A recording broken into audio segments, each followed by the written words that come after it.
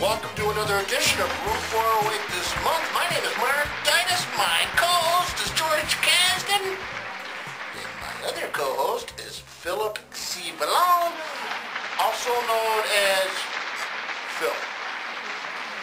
Hey guys, it's the show for November 2009. How are you, George? I am very well.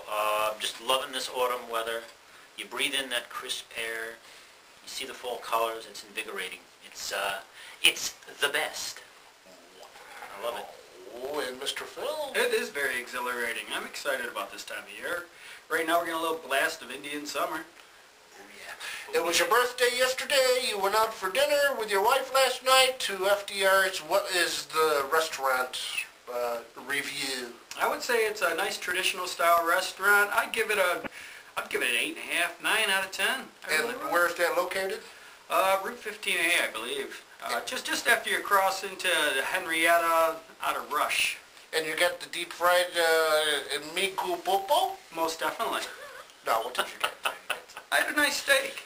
Wow, Great baked you potato. animal! And they give you free dessert, and I ended up with chocolate cream pie. And it was astonishingly good. Fat Very ass. good. Well, I tried to get a piece of blueberry, but the blueberry was gone. It was one slice left, or is that a piece? I don't know. Is it a piece of pie or a slice of I pie? ate it Slice of pie. Slice of pie, okay. No, I refer to the old adage. Piece of cake, slice of pie. Right. Sure. It's a okay. piece of cake. There you go. Life is a slice of pie. Slice of pie. Uh-huh. Did we get... Any By the way, Uh-huh. how did it feel to have your first legal drink? Today? Yesterday? Yeah, yesterday on your I birthday. didn't drink yesterday. You didn't? No. Right, Phil. I'm getting all tense in there. Usually it's kind of hard to get you to open up, Phil, and I don't know. Now I have mixed emotions about the whole thing. Thanks for not sharing. Till now. All right. We're good? First segment. News you can't use, people. Don't even try. Here we go. You guys ready? Why not? You can always use little news you can't use. Plenty of that. Mom admits to balloon boy hoax. Well, this is old news you can't use. Well, I have my twists. Denver, Associated Press. The mother of a Colorado boy thought to be aboard a homemade helium balloon has admitted to investigators that it was a hoax. Gasp. Who would have known? Really? The balloon boy incident was a publicity stunt, George. Well, I mean, I've been hearing the outer sound bites of this. You know, I don't watch the news intensely because of my own schedule. But it seems like there's some, from what I gleaned from the story, that there's some sort of production of reality show that was behind this whole thing that got this family to do that. And I think that's who they need to go after. And, you know, the family, you know, is not guiltless, of course. And I also don't think it helped for the father of this family to say, boy, the sheriff was really stupid. We pulled one over on him. Yay! Fakery is fakery. He didn't say Look that. at us, people. I'm sure that didn't help. So that's real. She actually admitted to that. The live television images of the silver saucer-like balloon soaring through the skies captivated audiences, Phil, until the boy turned up in the family's attic. Mayumi Heaney, the wife of the alleged perpetrator, told investigators she and her husband lied to authorities and knew that their son, Falcon, was home as rescue teams tracked the balloon, believing the boy was inside. The Heanies instructed the kids to lie to the authorities and the media. My co-host, George Kasdan, and my other co-host, Philip C. Malone, rebuttal! Phil.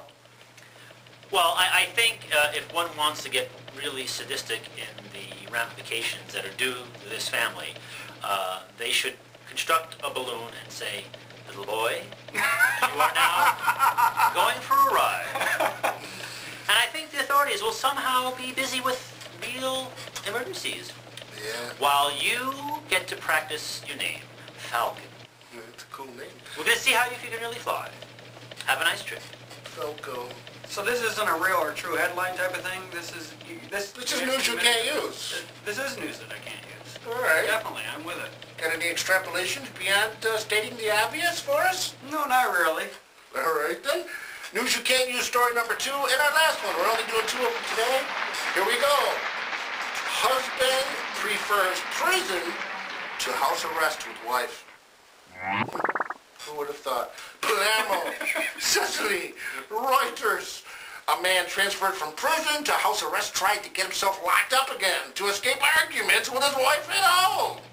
The convict, who did time for illegally dumping hazardous waste, asked to be put back in jail to avoid arguing with his wife.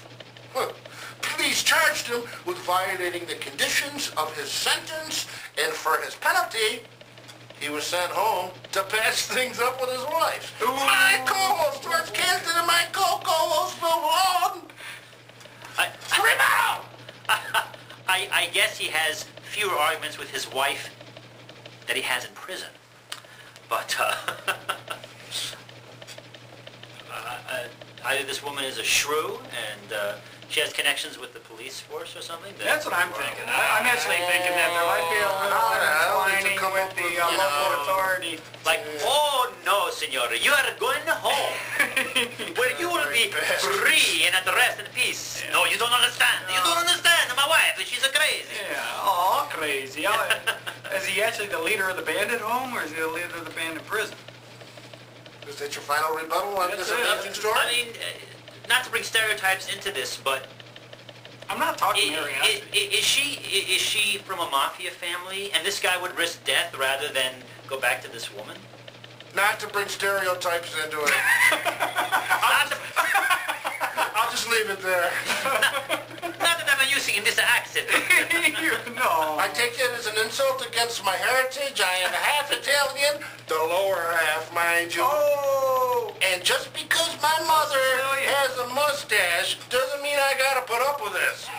I do think that this gentleman who wants to go back to prison is not taking into account the possibility that they may send him back to prison, but put his wife in the cell with him.